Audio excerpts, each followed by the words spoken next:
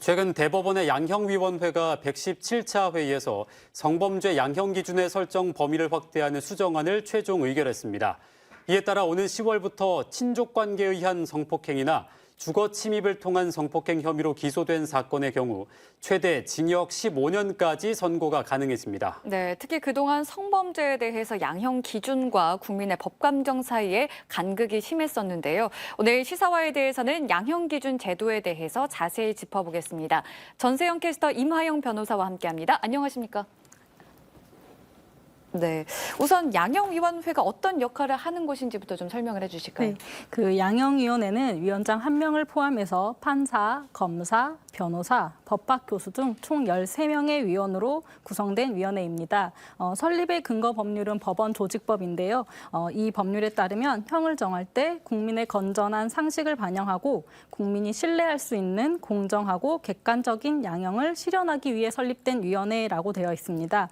양형위원회가 하는 가장 주요한 업무를 말씀드리자면 법관이 형을 정하는 데 있어서 참고할 수 있는 구체적이고 객관적인 양형 기준을 설정하고 이와 관련된 양형 정책을 연구하고 심의하는 것이라고 보시면 됩니다. 네, 그러니까 양형위원회의 가장 기본적이고 중요한 기능이 이 양형 기준을 설정하는 거잖아요. 그럼 네. 양형 기준이라는 개념에 대해서 한번 설명을 좀 해주실까요? 네, 그 양형 기준이란 일단 쉽게 말씀드리면 범죄자에게 징역 몇 년을 선고할 것인지에 대한 기준이라고 보시면 됩니다. 양형은 사형이나 징역형 등의 경우에는 개인의 신체적 자유를 제한하고요.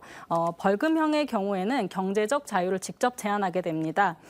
그래서 형사재판에서는 죄가 있느냐 없느냐 를 판단하는 것만큼이나 양형이 재판 전체의 공정성과 신뢰성을 확보하기 위해 필수적 요소에 해당하게 됩니다.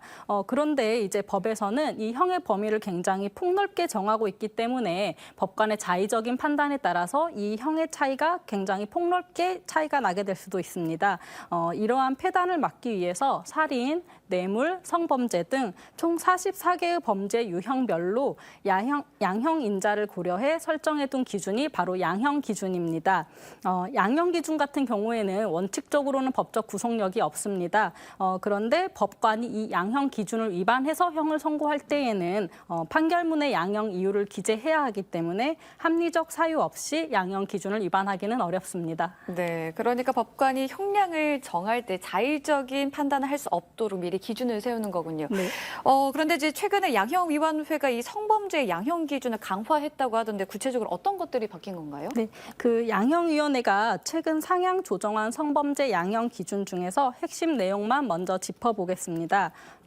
친족관계나 주거침입 등으로 인한 강간과 특수강간, 그리고 청소년 강간은 이전에는 이제 권고하는 형량의 범위가 모두 같았습니다.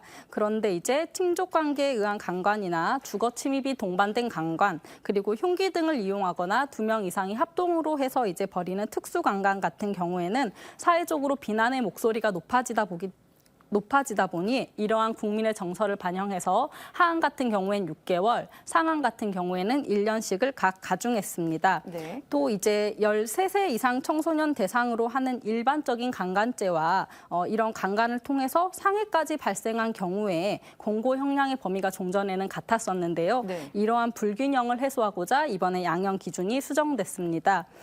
특히 이제 친족관계나 주거침입 등으로 인한 강간과 특수강간의 경우, 그리고 청소년 강간의 경우에는 특별 가중 요소가 특별 감경 요소보다 2개 이상이 많을 정도로 조금 죄질이 나쁠 때에는 최대 징역 15년까지 선고할 수 있도록 수정됐습니다.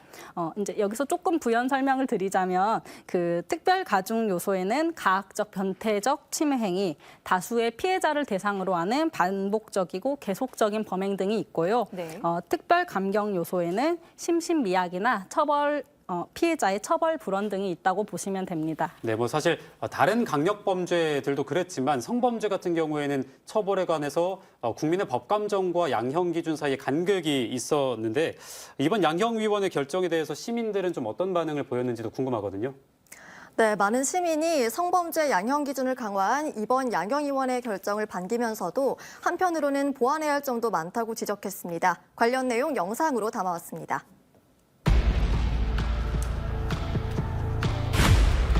그동안 성범죄 양형 기준을 두고 크고 작은 논란은 끊이지 않았는데요. 그 문제를 적나라하게 드러난 사건이 있었습니다. 세계 최대 아동 성착취물 사이트를 운영했던 손정우가 지난 2018년 체포됐는데요. 법원이 손정우에게 내린 처벌은 겨우 징역 1년 6개월이었습니다.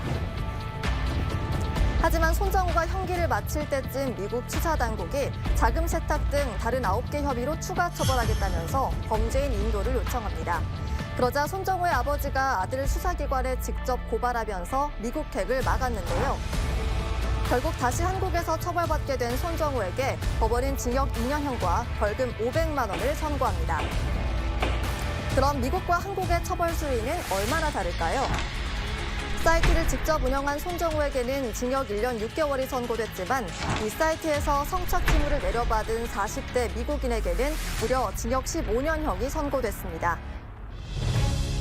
게다가 손정우는 혼인하면서 부양가족이 생겼다는 이유로 형량이 낮아져 징역 1년 6개월로 형이 확정된 겁니다. 꾸준히 문제가 제기되는 감형 사유들 가운데 대표적인 것이 바로 진지한 반성입니다. 실제로 용해인 의원실이 대법원에서 제출받은 자료를 분석한 결과를 보면 지난 2019년 판결문에 양형 기준을 적용받았다고 기재된 성범죄 4,825건 중 감경 사유로 진지한 반성이 채택된 건 무려 70.9%에 달합니다. 상황이 이렇다 보니 심지어 성범죄 반성문 대행 서비스까지 성행하고 있습니다. 실제 포털 사이트에 반성문, 성범죄, 형사사건 등을 검색하면 반성문 대행 서비스 업체를 바로 찾을 수 있습니다. 다행히 최근 양형위원회는 이런 현실적인 문제들을 반영해 성범죄 양형 기준을 강화했습니다. 또 반성문만 보지 말고 범행을 스스로 인정했는지, 피해 회복이나 재범 방지를 위해서 자발적으로 노력했는지 엄격히 심사하라며 기준도 제시했습니다. 그동안 특히 성범죄 판결 기준을 두고 국민들의 법 감정과 양형 기준 사이에는 괴리감이 컸는데요. 최근 양형위원회는 강화된 성범죄 수정 기준을 최종 의결했습니다. 시민들의 생각은 어떨까요?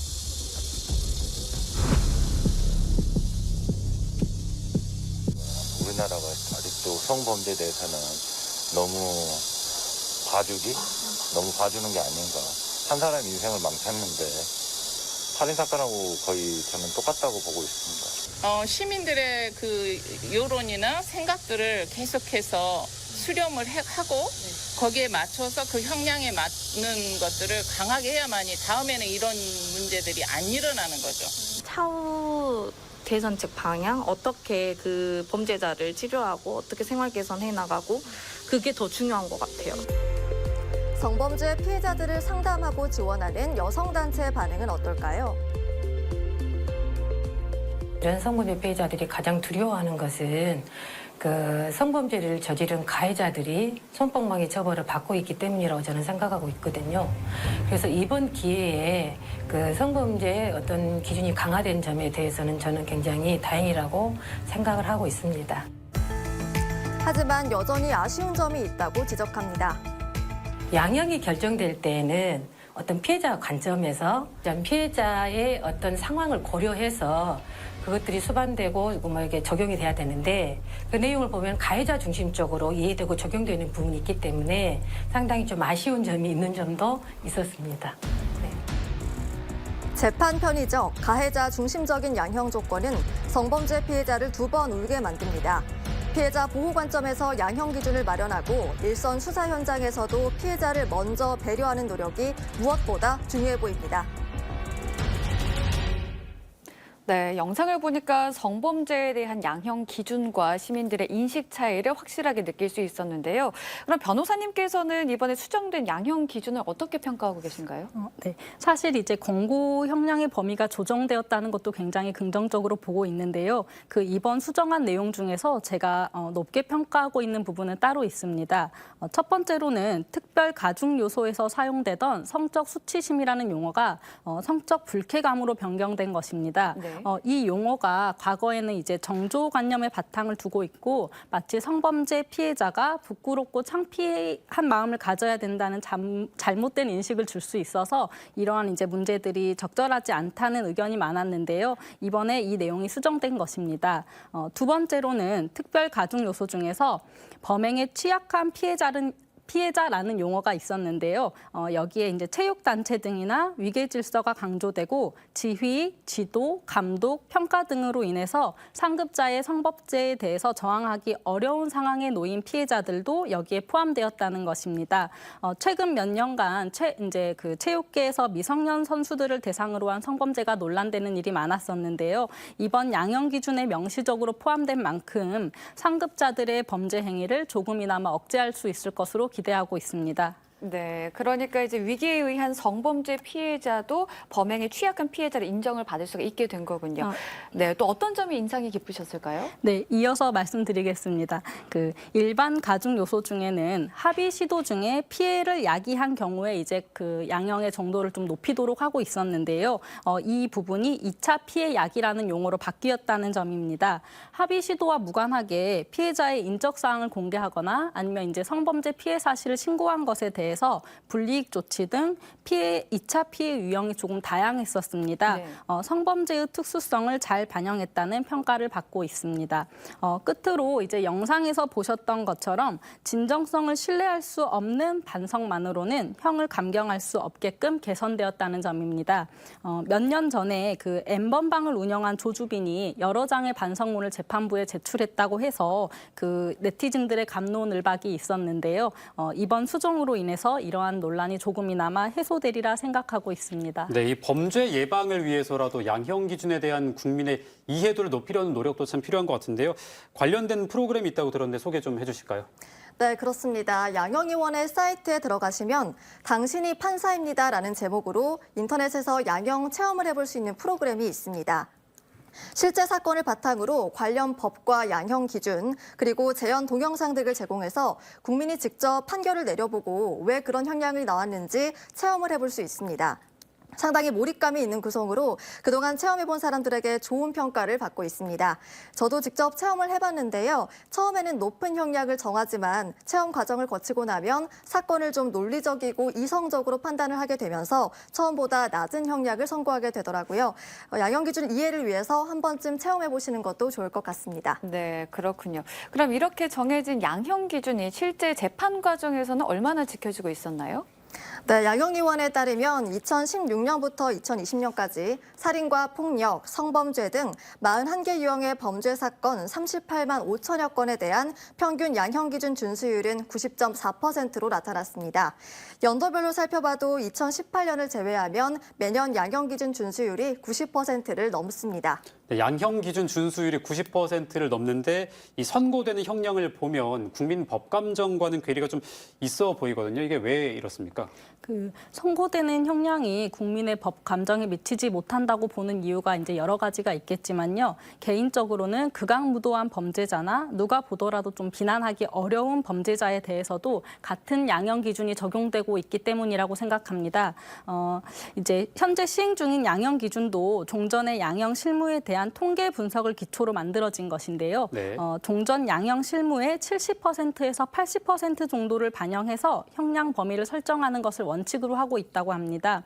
물론 여기에 이제 국민적 공감대가 형성되어 있는 범죄 같은 경우에는 적절한 조정을 가한다고 하지만 결국 하위 5%나 상위 5%에 있는 범죄자도 통계상으로는 보통의 범죄자들과 같은 양형 기준을 적용받고 있는 것입니다.